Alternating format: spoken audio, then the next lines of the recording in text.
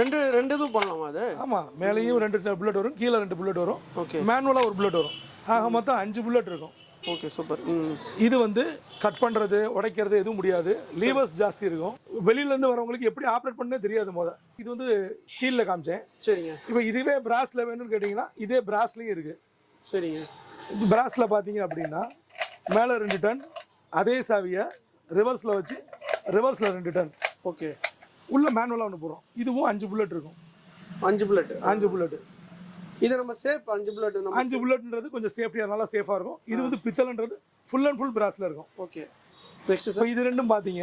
இப்போ இதுலயே இன்னும் கொஞ்சம் வித்தியாசமாக வேணும் அப்படின்னு ஃபீல் பண்ணீங்க அப்படின்னா இந்த பூட்டு பார்த்தீங்கன்னா அதே மாதிரி தான் இருக்கும் பார்க்கறதுக்கு.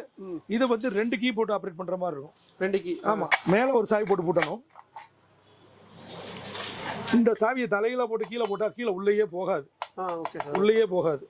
கீழே இதுக்குன்னே தனி சாவி.